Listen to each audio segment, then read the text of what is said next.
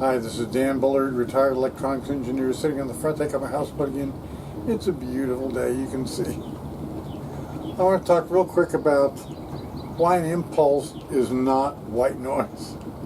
There's this paper from Stanford University, and I told you I'm smarter than everybody on the planet.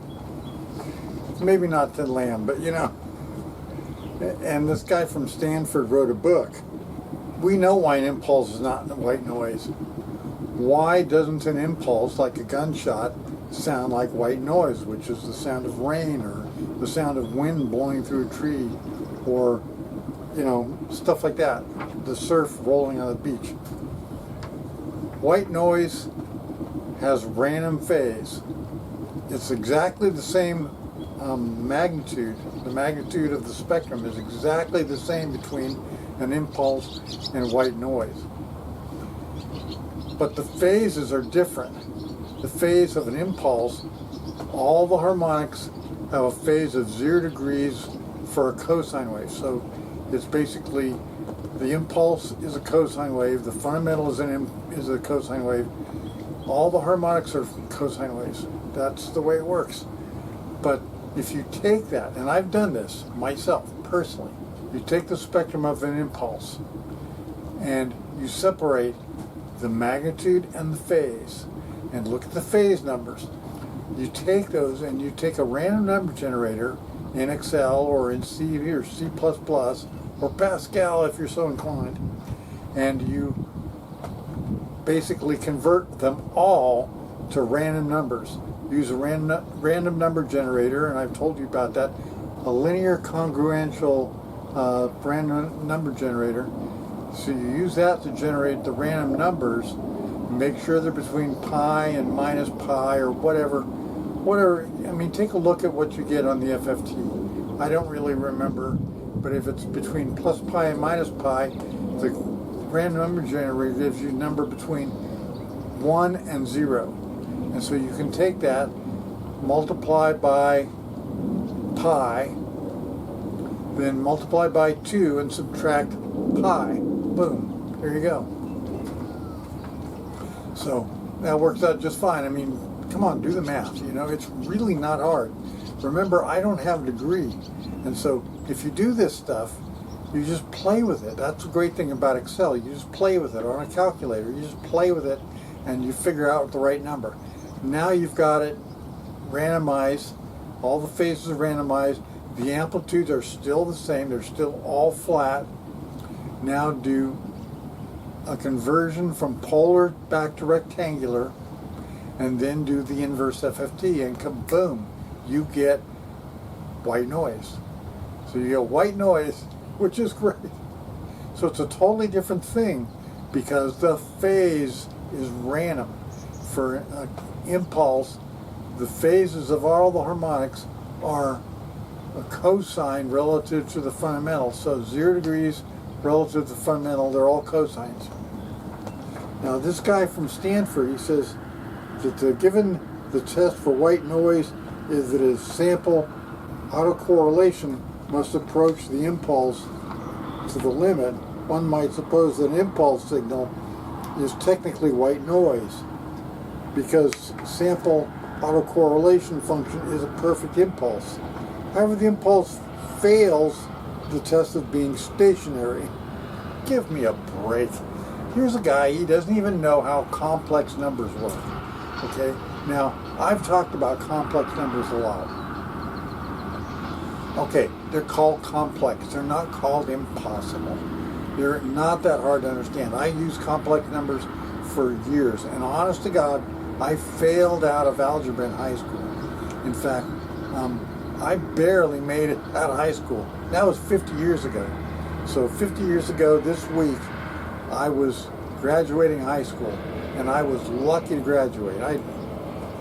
I didn't get it. I didn't pay attention to my professors, my instructors. I just ignored them. I hated that shit. But when I got into credence, I had to do mixed signal. That meant I had to do math. Boom, I had to do it, or my family would starve to death. So I had two choices. I could either let my family starve to death, or I could learn math. And so I learned math. And that's all that was holding me back. It was just some motivation, you know. And I won't say that's true for everybody, but it's true for a lot of people. So I want you to get into it. Now, to do complex math in Excel, you have to install the extra libraries. And so go to my website, you'll poke around, go to my DSP page, you'll find it. Especially if you go look in this page here. So it's not that hard. Complex, it's complex, it's not impossible. Anyway, so this guy, he goes on and on about blah, blah, blah. This guy he's from Stanford, okay? This is how stupid these people are. Stanford they're ridiculous. I mean, they're all MIT, Caltech. I found something interesting. These other people on these other websites, they talk about Gauss and Ohm. Gauss and Ohm apparently said the same thing as Feynman. So Feynman may have been parroting Gauss and Ohm. So I beat Feynman, I beat Gauss, and I beat Ohm. Now, okay, Ohm is famous for Ohm's law, but he also came up with Ohm's acoustic law. So I beat Ohm.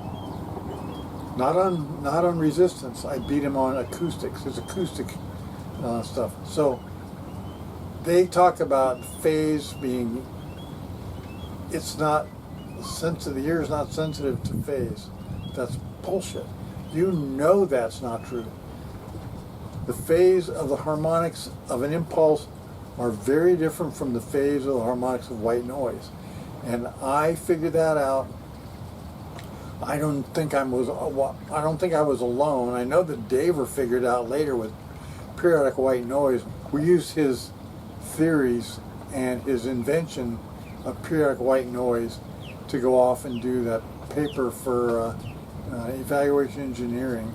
They published the paper because it seemed pretty radical to them. Daver figured that out. Now, years before that, I came up with TCF test, which is a telecom filter. What does a TCF roll-off look like? I'm like, I don't know. I went and figured it out. And I took an impulse spectrum and I randomized the phases. I did the inverse FFT and sent it to the telecom filter. And it gave me exactly what the telecom filter roll-off was. So then I could show my students. And in fact, I use that in my class because I had a 3-day DSP class on how to do DSP on the STS 3000. And so in that 3-day class, I walked them through the code for TCF test. And I told you about that in other videos. TCF test was originally written in Pascal, and originally I wrote the waveform generation in time domain, and I threw that away. I said, okay, that's not going to work. It's way too complicated. I wrote it in frequency domain to make it easier to understand.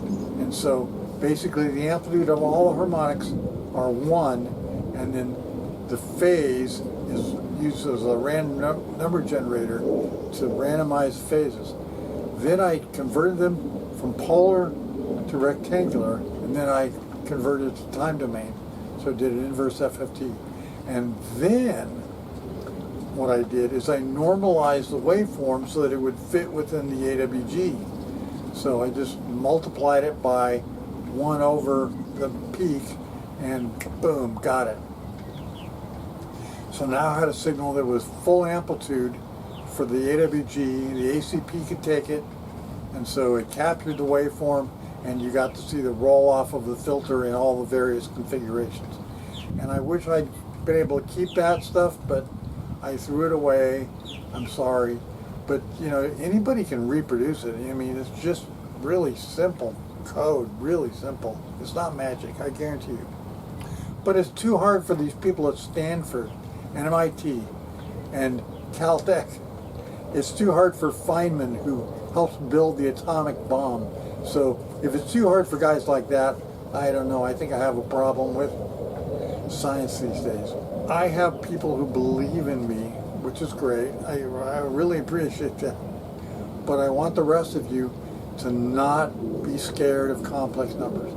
Complex numbers are not that hard to understand. I understand them, and I didn't get through algebra in high school. And in college, I got a B in algebra. I have no idea how I did that. I didn't even understand what the guy was talking about. He was yammering in some kind of Mongolian or something, I don't know. But I got a B. So, and then after that, I picked it up. I figured out I needed to understand math. You need to understand math. You must understand math. And complex numbers is not that difficult. It really isn't that hard. I don't know why everybody has a problem with it. It's pretty easy. I let Excel do all the work in complex numbers, but you got to add that library to Excel to be able to use it. If you don't, you'll never be able to talk to complex numbers.